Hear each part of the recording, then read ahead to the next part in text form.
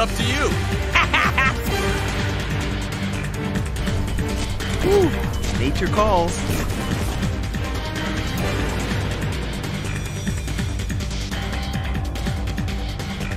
Awesome.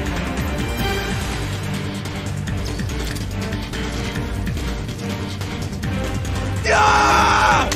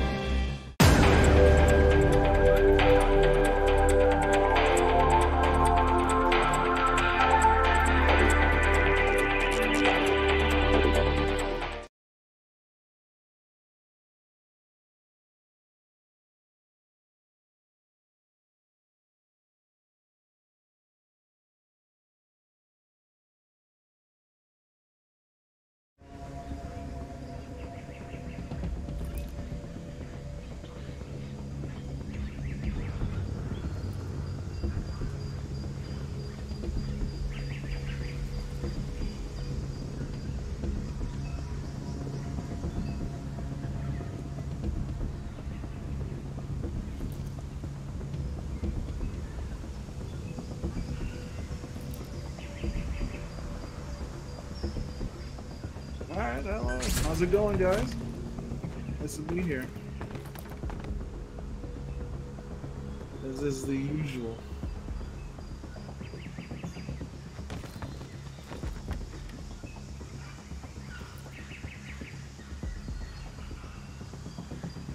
Yeah, the best announcement you're gonna get this year. Obviously. Nothing can compare. Sorry, that was a bit of cancer for me as I was saying that.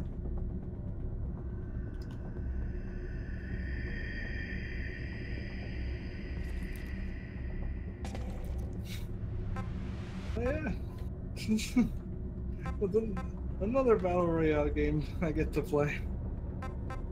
No, but seriously. Like, how many Battle Royale games do we have at this point? I mean, if we're keeping track here, like, we can go all the way back to fucking Hunger Games on Minecraft, you know? Like, it goes all.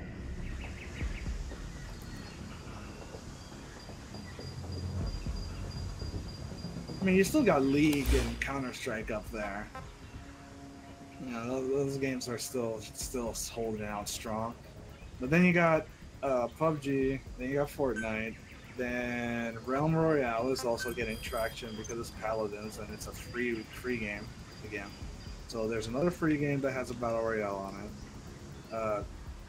H1Z1 basically hasn't gotten any traction despite having a free Battle Royale mode. That was kind of surprising.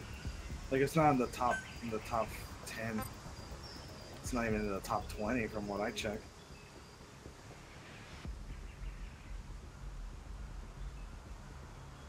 Well, I mean, this has always happened. Like, if you look at history, when Overwatch was being announced, there were a lot of other games that were suddenly doing hero-based, like, shooters. And even Fortnite is part of that idea, where you were getting hero characters and you were surviving in a zombie apocalypse, and that was the whole point. Like hero characters are class-based shooters, because that's what it is. It's like they just called it hero because it's like a specific character with a personality and whatever. Like, it's like the past few years we had a lot of that. Then all of a sudden, putting battle royale to traction, so now we're getting that. And it's like, give it like 3 more years, or well, actually, we're already a year into this trend, so give it like 2 or 3, two to 3 more, and then we'll get the next one, and that'll be that. Because first it was survival, then it was survival with zombies, then it was survival building, then it was survival building with zombies. Uh, then hero shooters, and then hero shooters with zombies, and then hero shooters with zombies and building.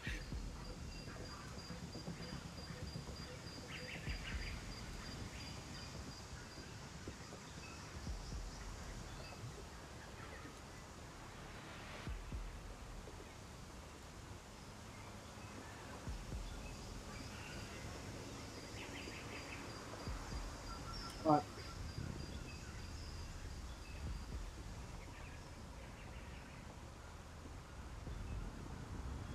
I know how you feel. Like, for the longest time, I just didn't have money to pay for most games, but I just kept track of it through watching, and like keeping an eye on the trends and stuff, and seeing what was popular. But I could never really get most of the games. I could only really selectively choose what game I valued the most, and that became part of my cynicism towards most games, where it's like I was really harsh on them because, well, every game that I bought, I would usually have to play for like 5 years, so it has to be that good for me to really consider it. And the only game that I've ever played for that long was MGO2, and that was like 4 years because it didn't last longer than that.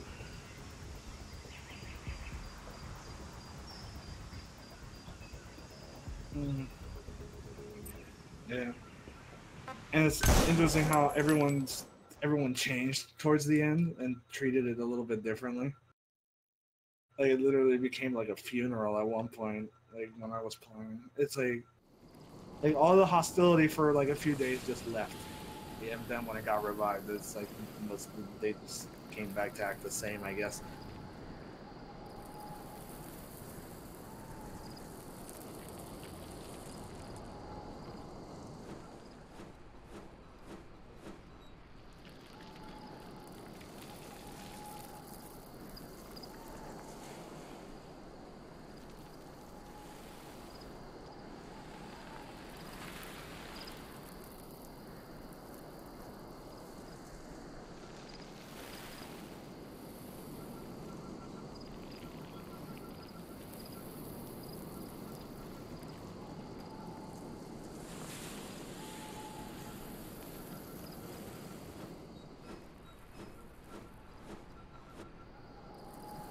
Hmm.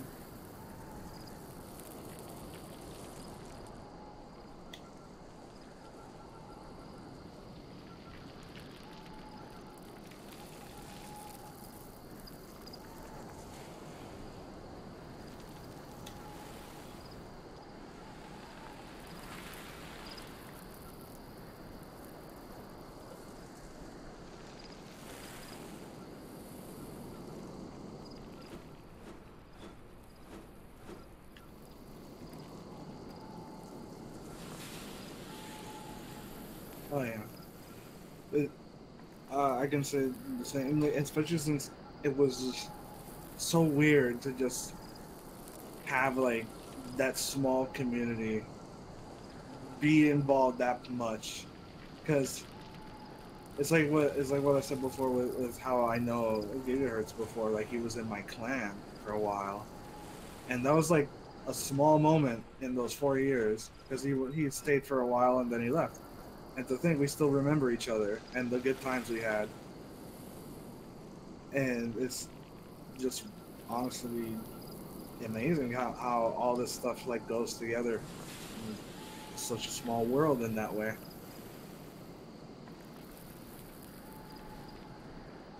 Mm-hmm. All right.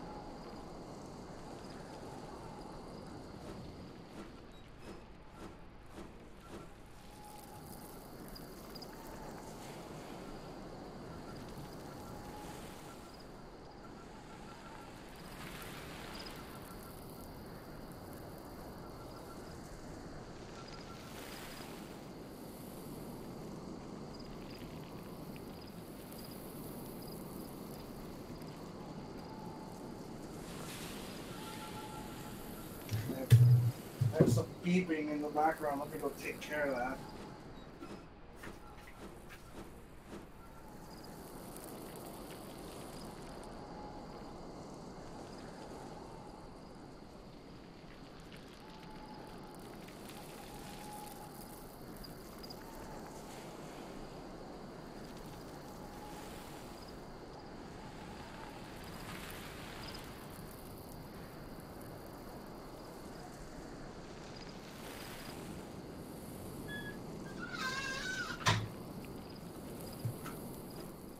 Alright. Thanks.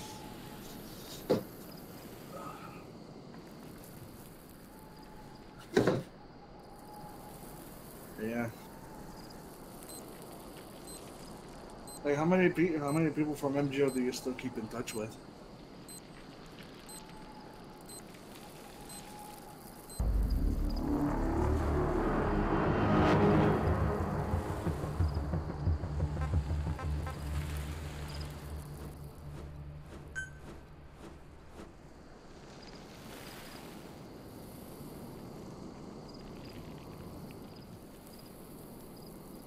Eliminate or falten the opposition. Right.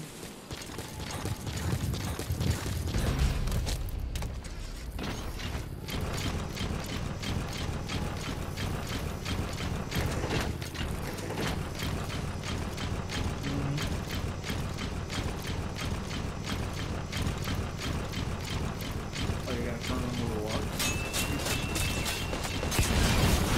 Fine.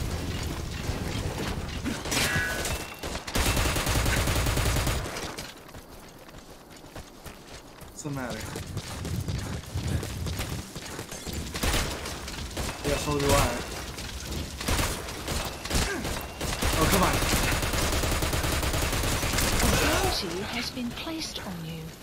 Who was I to think that cover would work? Oh. So yeah,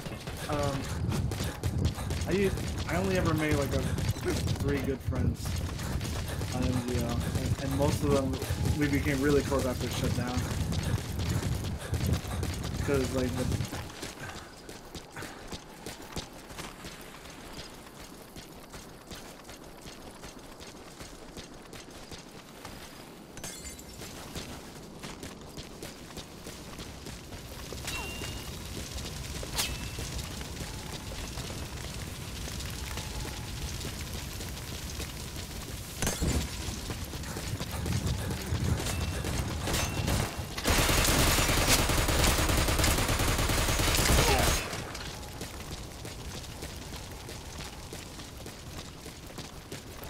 to get my aim back. Yeah.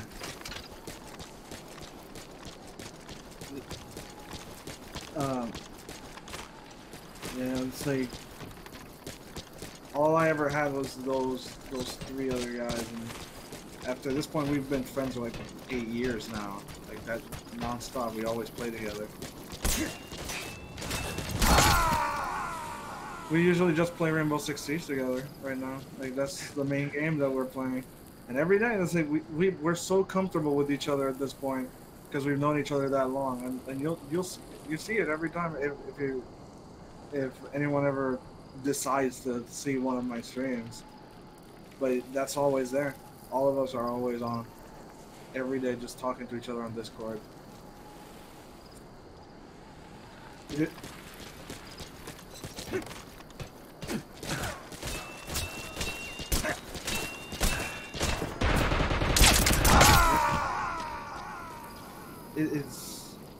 It's rare. It's rare to have, which is in an honest way, because some people try to have that like next to brother like relationship with people, but it's oh yeah, but when you're friends, when you've known each other for at least that long, it's especially since I'm not that old, like 21 now. It's like 8 years of that. Buddy like, link established.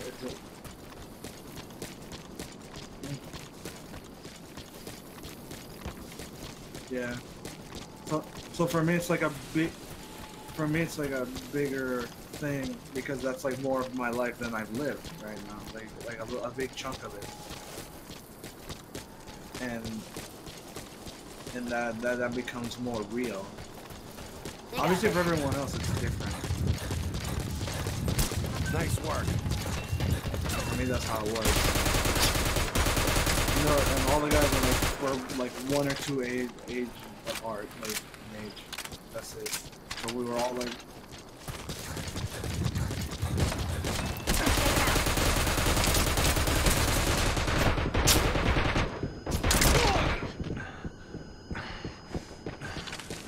Yeah. Damn, it's like it's. Copy. It's like trying to think about when the rest of the last. How the fuck did that kill me so fast?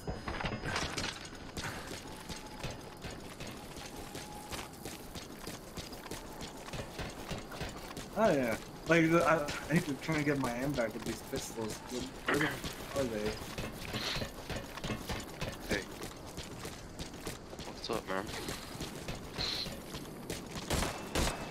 Shit. Hello. Hey, how's it going? I'm much just talking here about the past, about the good old days.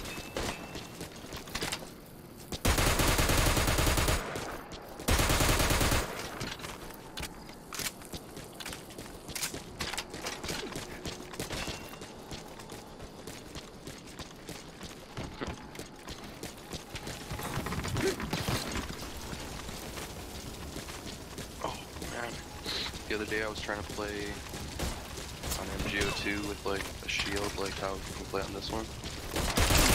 Shield yeah. Just stop. Not as good as I expected. Is that water? It's like I always found it weird how MGO2 was like the one game that I can remember before that actually rewarded you for being a shield guy and like distracting people and getting shot at. Like it gave you points for that, for doing that. Guard score.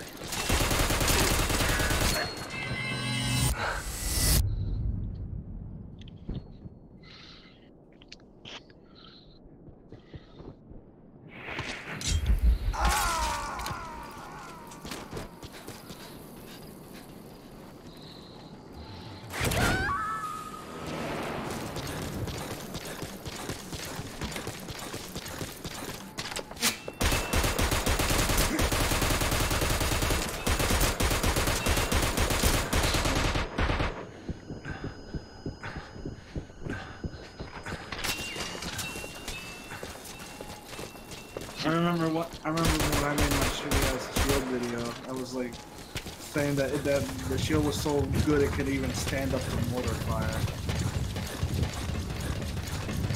Which is true. You can literally stand right underneath a mortar strike and put the shield up staring into the sky and you won't take damage from it.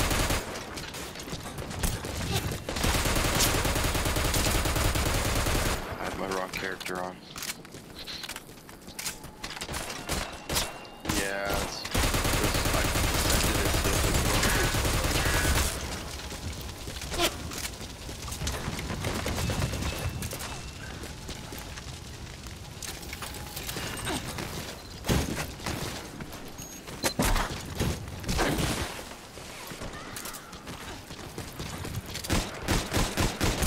sent it see on this map right now. TV's brightness.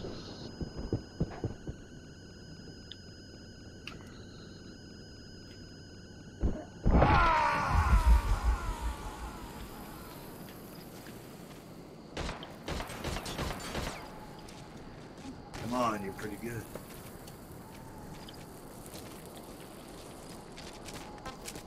Take him out!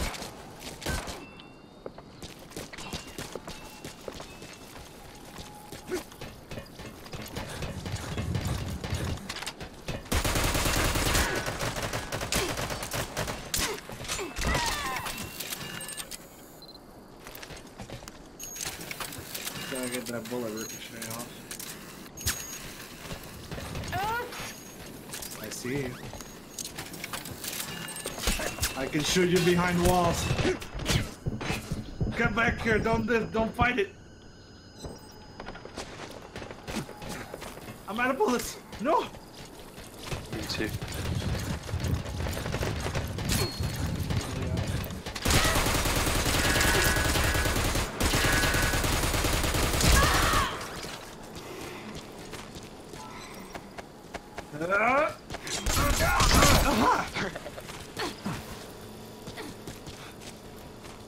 I forgot how to take out the knife.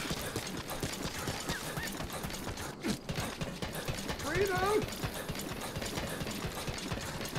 I got no bullets.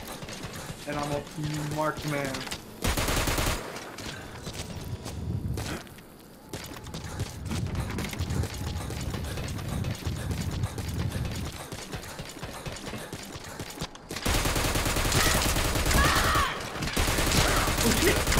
Thanks for the ammo. Do you see that post about the MGO2 stuff going on tomorrow?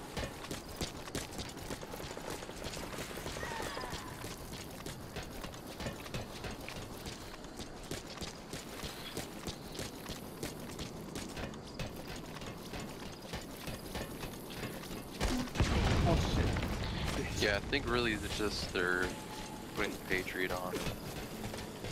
Oh, what are they gonna do? Taking off They're gonna level do- restrictions. I mean, they had like eventually they needed to get rid of levels again because I was thinking the more I thought about it, it's like if I got an Avengers now, I'd be a level 0 again, and I wouldn't be able to play with half the people because everyone's still level like dependent.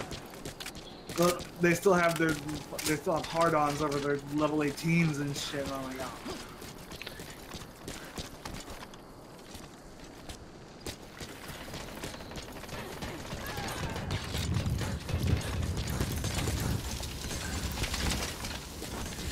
Yeah, I've seen a 15, but I don't know. I've heard about people boosting. I don't even know how they would boost nowadays, but I mean, all you need is one other person plus. That's it. yeah, I know. But I'm thinking like, if they keep using the same person and de-leveling them, then like, wouldn't it stop giving them pluses? I mean, I don't know. you still get pluses if you have a ridiculous high score down the scoreboard. It's like it's all score dependent. It's like, yeah, anything that you can to improve your score at the end of the scoreboard would at least give you a plus, which is something. Which was the whole thing. Like, trust me, I boosted on MGO2. I know how this works. Like, I'm not ashamed to say that anymore because it's over. Who cares? I know. Oh yeah, practically everybody did that shit. Which is why now that type of system isn't being made because, well, they substituted a microphone. Oh shit! Ah! But it's like that's why the and system like MGO2 is never probably gonna be made that way again, like with the reward points on the website, because with tournaments to substitute like how you could earn everything, like if that is ever done again, they'll just say like, here, you can just buy them. Dude, I remember back then that there were actually websites claiming that you could buy reward points.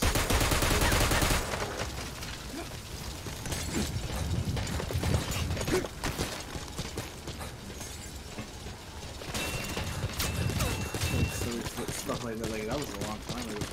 The coolest thing I remember seeing was the thing that people would use to make most of the emblems. Yeah.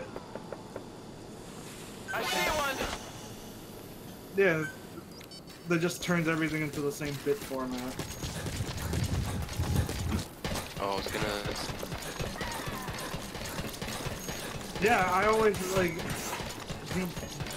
I was so mad when I first found that out because like these motherfuckers, they don't make anything. Fucking seeing Battlefield logos and shit, and I'm like Yeah, cheating the system. Meanwhile, I'm like trying to hand draw my own like emblem, like my own original thing.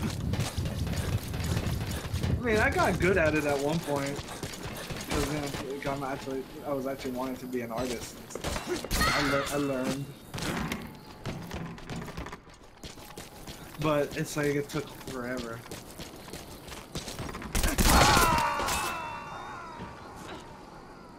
But then seeing all those like I remember hopping when I was clan hopping, I would always like steal a few emblems.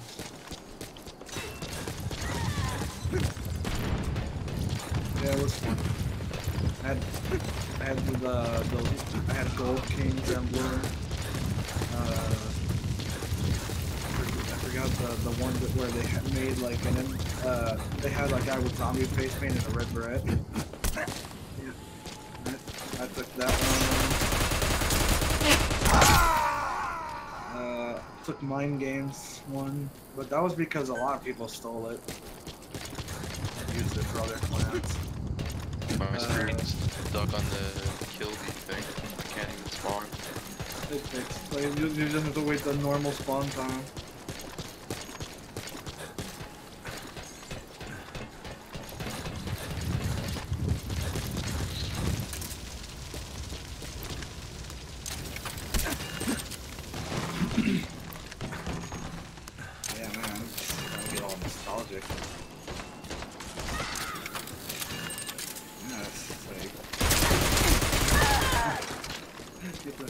I need to fix my PS3. Like it's been taking me more than almost 3 weeks to get the damn to get one of the things I ordered from Amazon to show up to my house because the shipping is just that fucked over here. That's why I always say I can't just get the PS3 stuff. As much as I could just buy a new one and sell my old one, like Gen Snake keeps telling me to do. It would take way too long to get it over here, and it would probably be broken by the time it got here. Oh my god. Finally been defeated. No. Oh, he got me.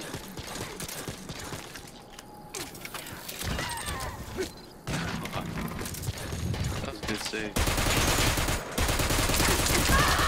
Wormhole. Oh, yeah. Oh, you should have wormholed it. I was, Like 16. I was thinking about it too much.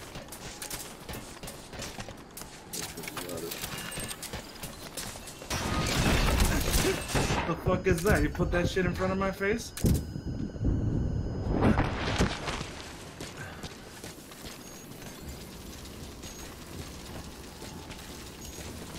my god.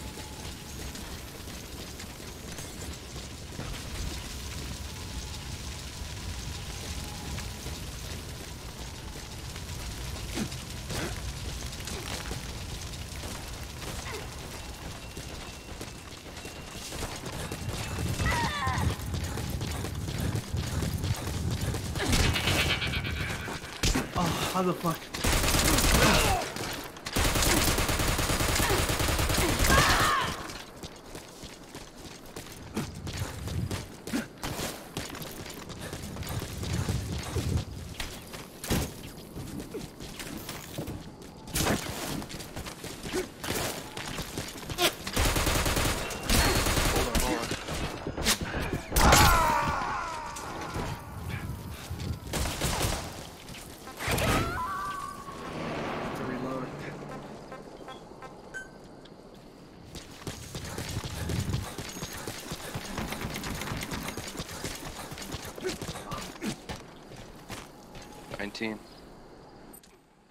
Ah, you son of a bitch.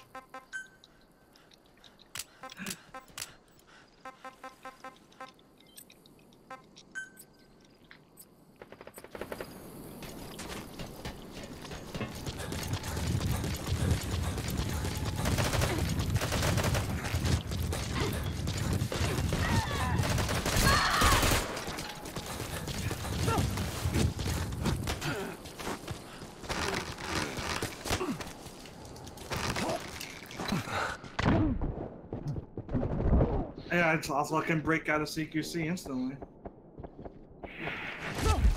you can just grab that guy. His nose is too strong.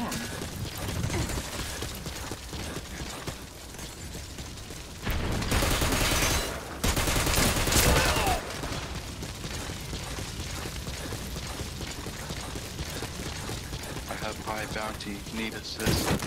1 minute remaining. Huh?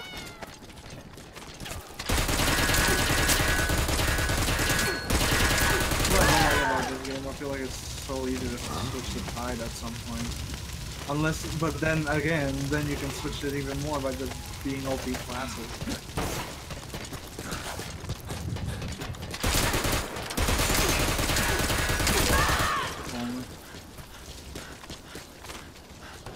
Copy. Nice going. Take him out.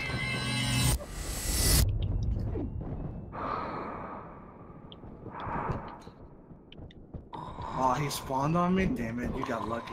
Ah, fuck. Be right back. Be right back. Be right back. Turned it back around. Don't, not yet. Solid wins. Close. Copy. Heading to you.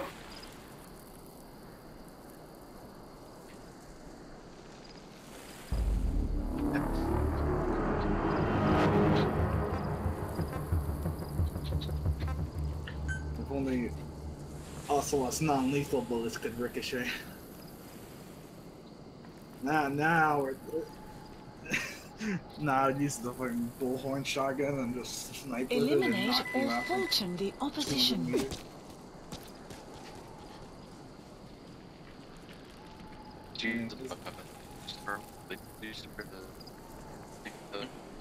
The what? Buddy link terminated. Well, pretty soon I might have to duck out because Sony's press conference is gonna start in like 20 minutes.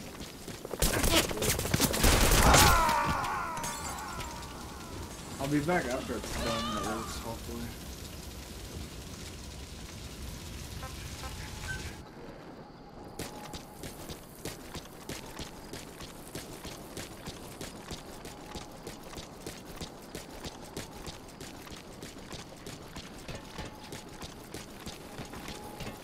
I mean, an hour to 2 hours is usually a good enough time. Like streaming wise, anyway, usually. It just depends on the people that are watching right now. If they want you to keep on.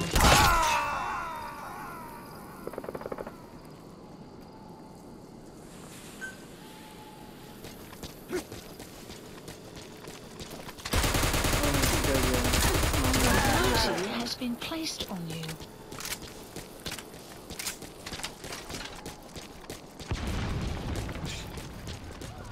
Yep, and at least people in MGO2 usually play on specific hours usually because I'm always in Gen Snake's Discord just watching the time.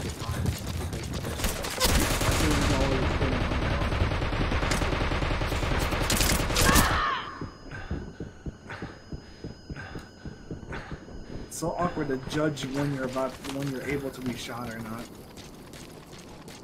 It's like I'm like standing behind like this cover. It looks like I should be fine, but then you just get hit. Oh yeah. I mean, there was a free object in MGO2 that had bullets going through stuff.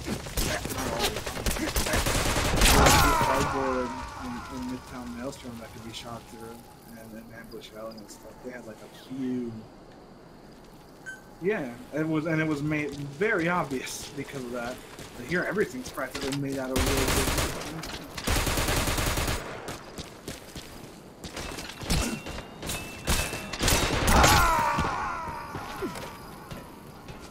Should be using the fist more.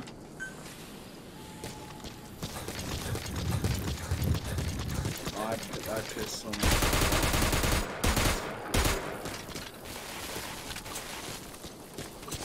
You can practically just snipe across the map with it. It's just that you need to get good placement. I mean, all you have to do is just guide it towards them. All you have to just aim at their feet with it and then they die. The only thing they needed to do is make it so you could shoot it.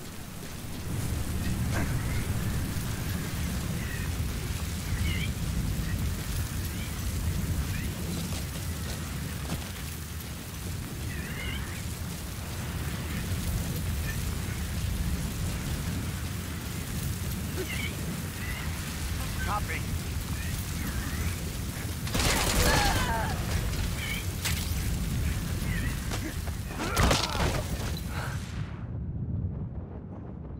Oh, he fucking teleported onto me just like I was about to normal you too. He teleported to me.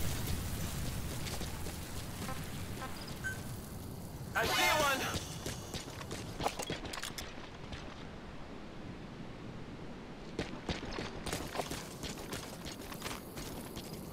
Copy. I see one.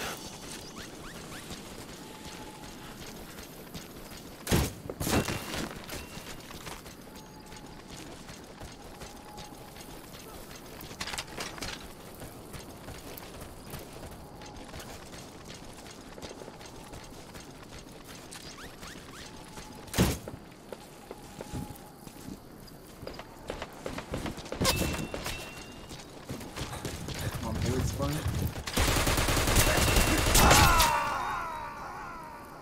It's like, at that point, when you're that close to me, it doesn't even matter where I shoot.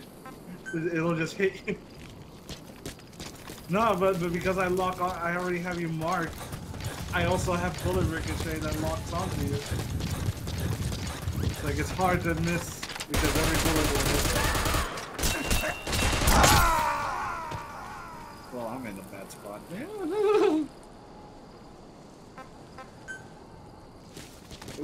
It's such a shame to see how Ocelot changed in this game, particularly Nori.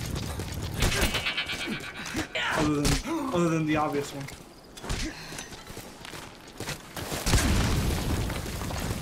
From being all wacky. And it's like, I don't know, it's like, there's a lot of things. There's a lot of things that I would have changed about Phantom Pain, but hey. Kojima's Kojima, I don't know what he thinks. I don't know what he's thinking about this type of stuff. Maybe he... I mean, if he wanted it to be too serious, he would have removed the comedic elements of it. But for some reason, he still wanted those there. Talk. Why that is, who knows?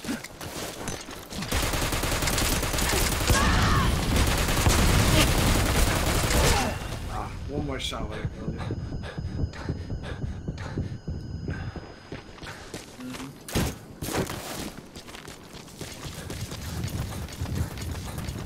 They had the chicken head and then the little chicken head.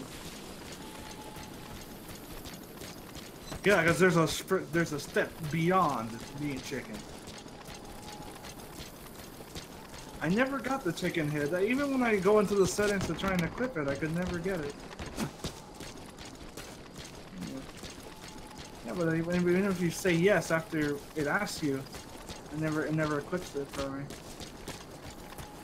Yeah.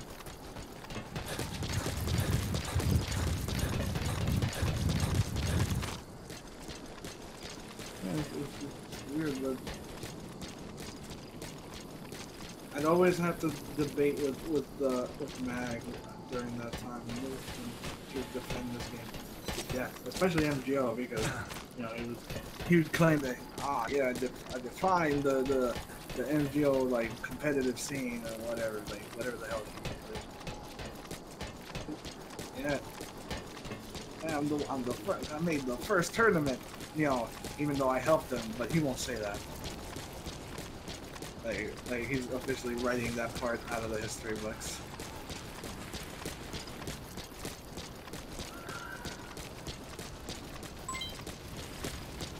Yeah. Yeah. You know, he got mad when I compared him to Zero. Like, he got really mad about that one. And he knows, and he knows what I meant when I call him that. That's why he obviously went to a private message like, don't you dare talk about me like that.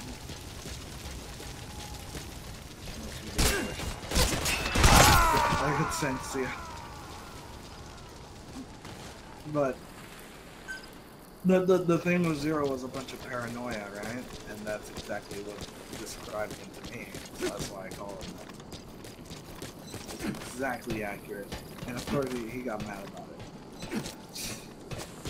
Because he's paranoid.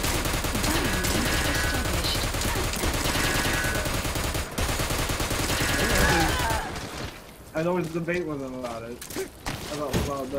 About the deeper meanings of this game. Because he was always like, oh, being Big Boss is like an honor. You're proud of that or whatever. Or maybe, like, depending on how you react to it, it determines like what type of person you are, if you hate it or whatever. Like, I could never understand what his point was. Like,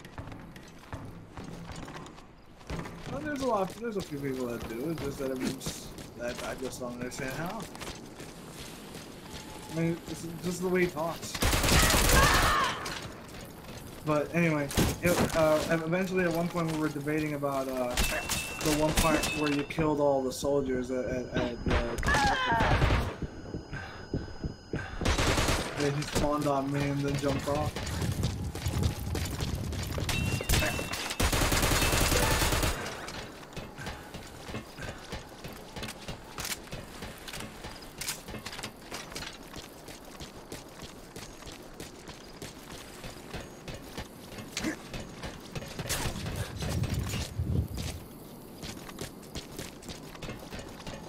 For me, I just didn't really care about it at the point that it got to that, because I don't know, like, it's like, obviously the situation is fucked up, right? It's not that I don't care about the situation, it's just the point that the scene is trying to make, because that's what it is with Kojima. You have to see the point, like, because he always has a point to show you anything. Like, everything has a point to him. So when he does that, and he puts you in that position to kill everything, and the scene right after that is supposed to reflect how big of a deal it was, because Venom fucking rubs his face with powder and shit, you know. But he's making a point about how serious it was. Like, it was a character-defining moment in his arc or whatever. But then when I really thought about it, I was like, did I really? Like, no. Because most of the people I didn't get to really get invested in, and that's, I guess, part of the point. It's hard to see what is like intentional with Kojima and what isn't, because he said it from the beginning that Venom might do stuff that you might not particularly be in line with, that you might do stuff you don't agree with or whatever. But in that whole scene, you're controlling him, and then it's not like in what am I? You ever played like Spec Ops? Spec Ops: The Line? Oh man, if you could, it's a PS3 game. If you ever get the chance, play it. Spec Ops: The Line. Like, and once you get, like, at first you're gonna think, like, you're gonna say like, oh, like, what the fuck, why did you tell me this game was good? But then, like, when you get far in, like, you'll see why. But it's like, I feel like it's like doing this, kind of trying to put the same thing. Like, I put Spec Ops on the in the same line where Phantom Pain is, where it's trying to drive home an anti-war message by giving you gross imagery. But it doesn't mean. But what Spec Ops: The Line does that Phantom Pain fails to do, in my opinion, is make you care about it, like, about the whole situation. And it's hard for me to explain why without spoiling that other game. But it's like the situations are kind of the same. Like, in Phantom Pain, you kill a bunch of people knowingly. Like, you kill them knowingly.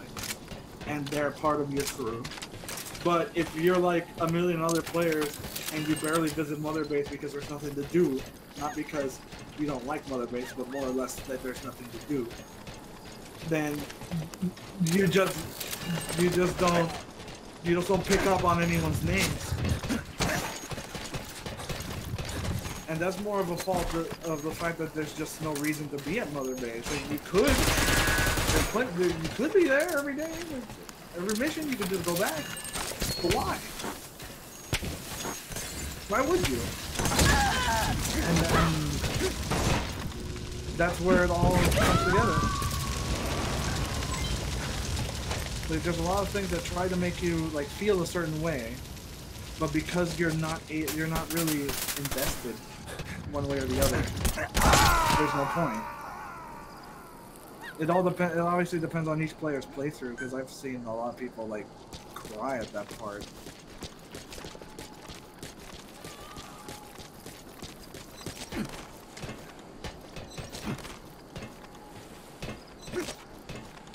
Help me! Help me! Help me! Help me!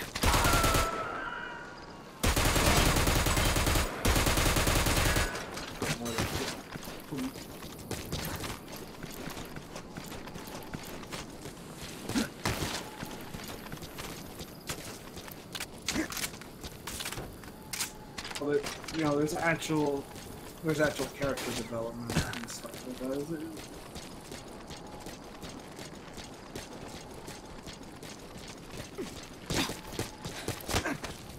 You know, when Meryl gets shot, and then he feels like desperation in his voice, like trying to like find something to fix it. Can you stop spawning on me every time I'm about to like? Oh my god! Every time.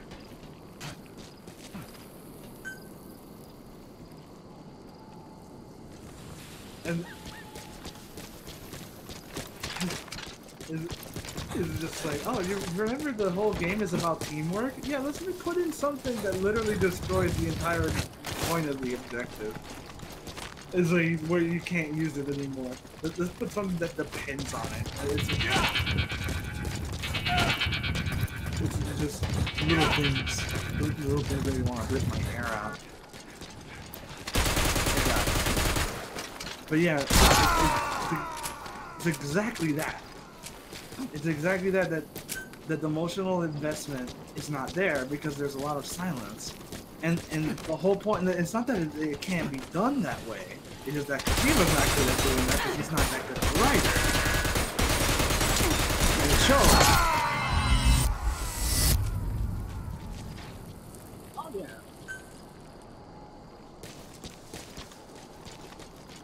Well, yeah, he's a good in movies because he's a movie fan, and that's not bad. It's just that. Oh wow. I had to stop to look at that one. It's not that that's bad because there's a lot of things that are Spec Ops: The Line specifically is reinterpretation of the Heart of Darkness, the book The Heart of Darkness, where it's all about like justification for doing wrong, or like I forgot what the Heart of Darkness originally was, but it's like something to do with hell and your wrongdoings as a human or whatever, you know? And how everyone has a heart of darkness where they can give in to their bad things even if they think they're doing good. Specifically, that in that sentence that kind of summarizes it. Doing bad and then thinking it's in the name of good. And I feel like that's like the same note that Phantom Pain kind of wants to hit on with the whole demon thing. Obviously with more symbolic nature of it because, well, Japanese games usually have a lot more symbolism to it. But it all goes into the same level because, well, there's just not a lot going on. The gameplay is always solid. There's nothing wrong with the gameplay. Like, which is an interesting thing that I have to bring that up every time I ever talk about the game, because if you talk even like a little bit bad about it, people think you're tagging like Kojima himself or something. And that's further.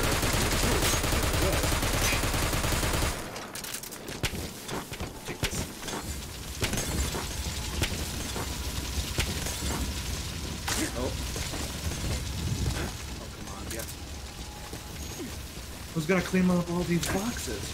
Copy. Like, it's that type of thing, especially with Kojima 1. Oh, for fuck's sake!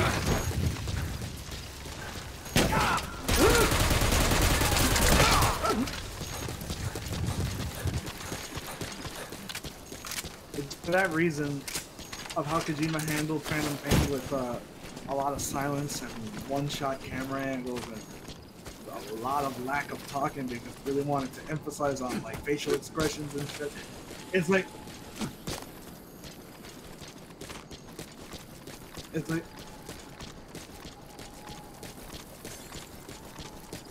mean, it does it to a fault. That's what it is. Like, it does it, and it does it to a fault. Because everyone, that's the whole thing that people tried to defend for, like, with Snake for a while, because David Hayter couldn't do mocap, but I'd still need to remember at what point Snake even smiles or anything, because he's always in the same bland, like, blank stare, like he's not even there. He's watching a movie of the same thing, and we're like all together watching it with him. Body link established.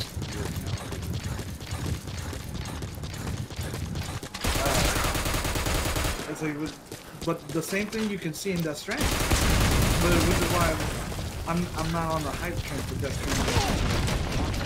But it's not that I'm like immediately writing it off. It's more just that I see the same thing in it. Where it's like, yeah, it looks cool. What the fuck is it about? Solid wins. That's what my friend is at too. He's like, man, everyone just likes to suck Kojima off over this crap because he makes stuff that makes no sense. I'm just like, yeah, that's part of it, I guess. So Kojima makes a lot of weird fantasy, like fiction. Like he makes a lot of weird fiction, and that's cool. Like it's not that part that's wrong, because if you play Police Knots or Snatcher or whatever, like there's something there that draws you in. But recently with Phantom Pain and specifically Death Stranding, you get an emphasis on a lot of silence, and a lot of looking. Like, this is happening. Look at that. Oh, look, what is that? I don't know. I'm not talking, so you're not going to get any answers from me. Look at the baby. What?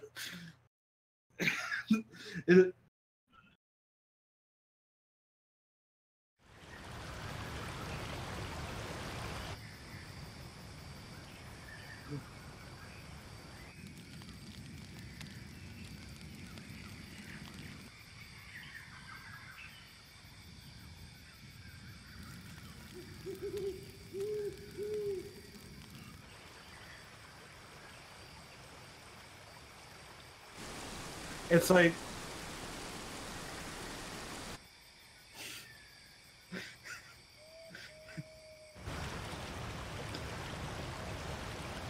it's like the little ride with Skullface all the way to the base.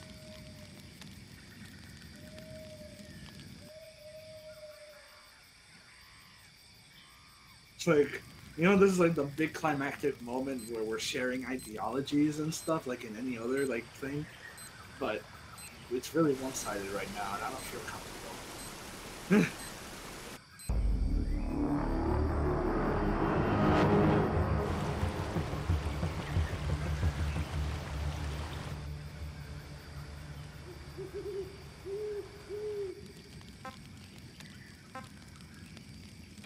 It's like, wait, you've been doing this?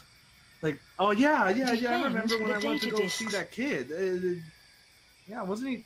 Did he die? Oh yeah, he did. But then that guy on fire showed up.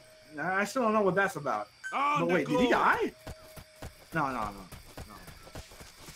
It's like you just don't get anything, and it's like it puts into perspective that performance, and I mean vocal performance in this case, really is what can bring a character to like a point where you care. Like a performance is really all it is. I mean, Detroit Become Human is all it is performance. There's barely any gameplay in that, but most of it is just voice acting, and it has motion capture and facial capture, and they're talking. And that's why imagine if most of it was just them staring at shit. Well, actually, you can if you just don't select any options in the game. How interesting would that be? Just not say anything a majority of the damn time.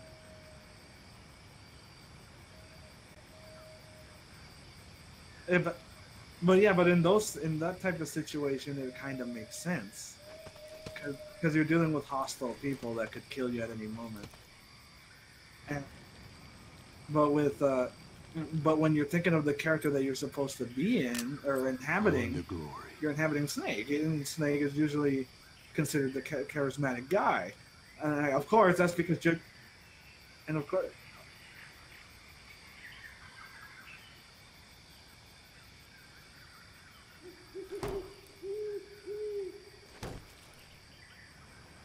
Well, yeah, so, like, you. Oh.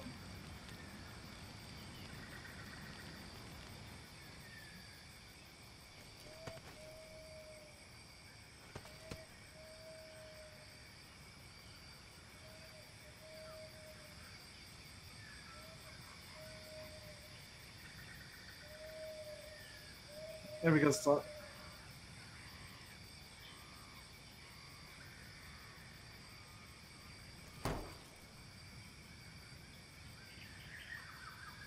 yeah, because even Venom Snake has something from, because it's like when one of my friends pointed that out, I was like, Venom might not be a snake that talks, but when he talks, you listen. It's like, and it's just not enough of that. It's like just all you needed to do was talk a little bit more, or at least do something. Like what even is his relationship with Kaz at this point? Like, it even is Kaz. We know it's like not the same. Like,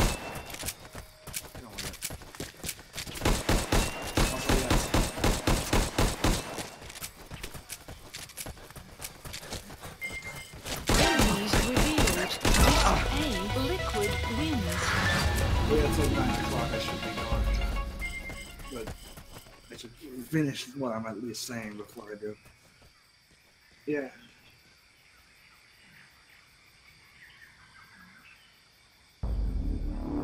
How many people are here? How many people are there?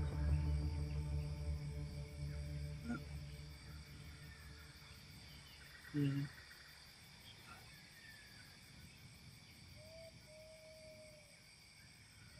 Retrieve an enemy data disk.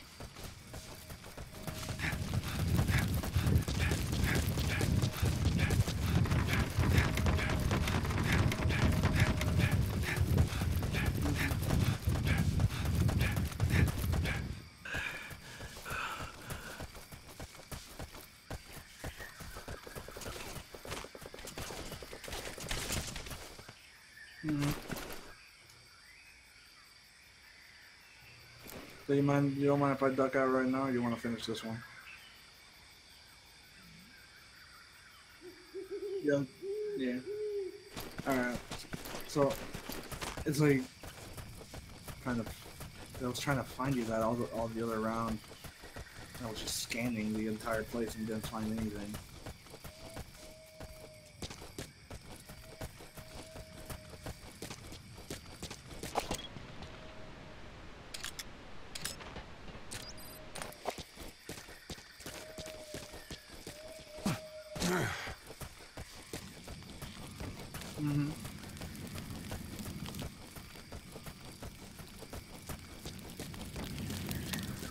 It's like overwhelming, and there's still two objectives. In MGO2, there would just be one. If there was that little, yeah, that's all you had to fight for, and that would like already slim it down at least to some degree.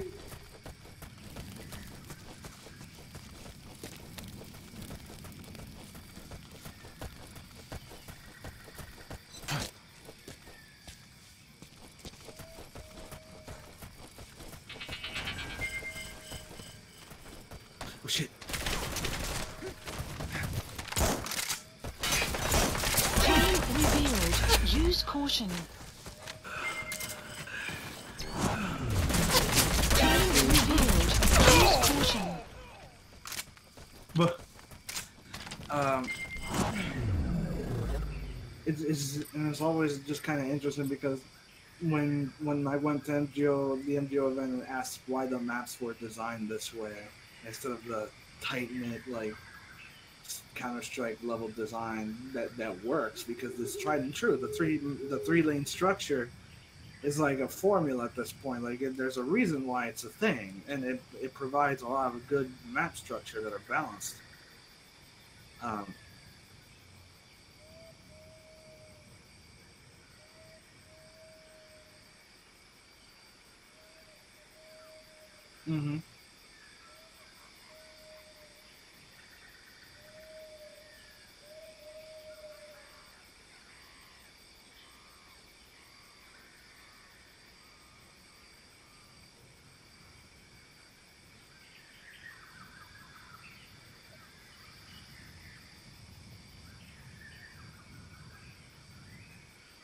Mm-hmm. It's like even MGO2 had its issues with spawning on particular game modes, but for the most part, and that's mostly because of the mechanics, how they work. But for the most part, the verticality and the certain layout of them is like basically a staple to how it should be. And of course, most of the maps were MGO1 maps brought back, which for oh yeah, it's fucking city under siege, getting rid of that one spot where you have to jump over it. I don't understand. That was at least a small but interesting change, I guess.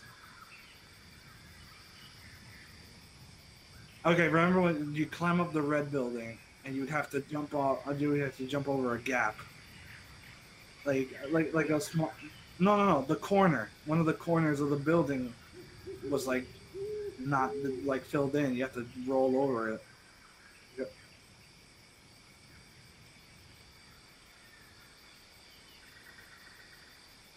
So, in the red building of UU, like the second you climb up the stairs or the ladder, to the right immediately there's like a giant hole, or rather the roof is missing a part that would be an MGO2, and the only way across would be jumping over it. And in MGO2, it's literally just a cement block that's there, filling in that hole.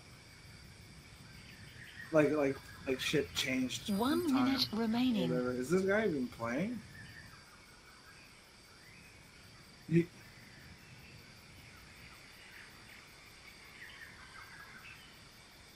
Alright. I forgot what's...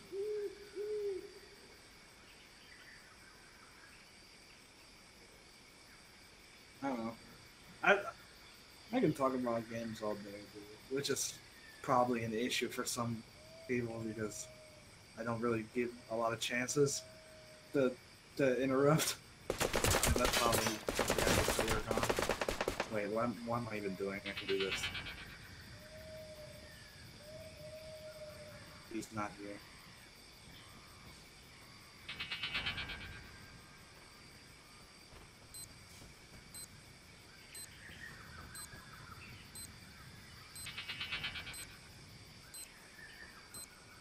Solid wins.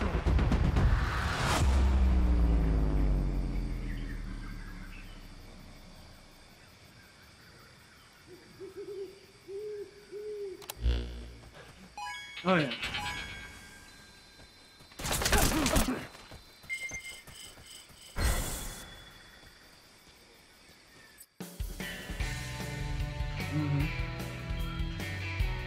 It's like if I manage to get that damn thing like that I've been trying to order, like one of the things I might want to do at one point, because I have all the assets for it, I just need to set it all up, is to make like a little in memoriam like level where you can like see like how the MGS1 Shadow Moses map ended up being, where it was like just like a museum of sorts.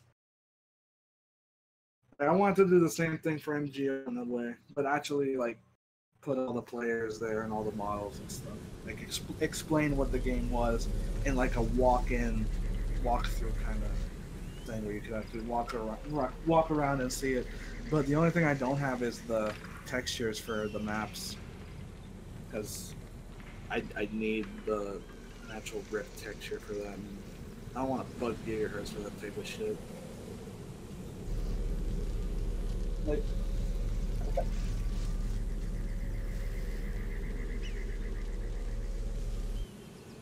I'd have to deal with the fact that I wouldn't be able to tell what texture goes to what, basically.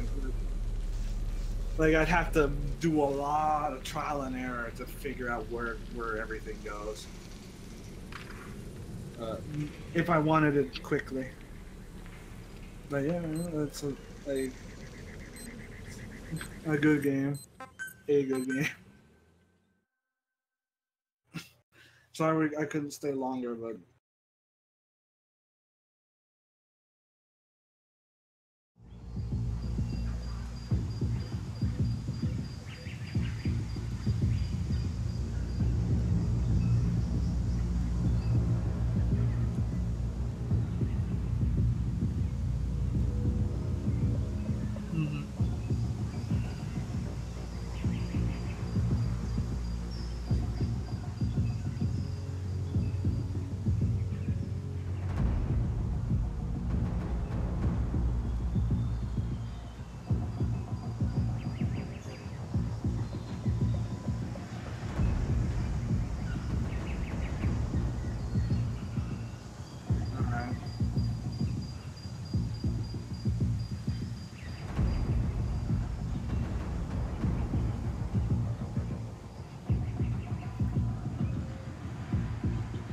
Alright. Well, I'm gonna hop off now, and I'm gonna be streaming the conference right now with the rest of the guys. You know that I'll technically always be around for when you do stuff. You just have to let me know, and I'll see you around. Catch you later.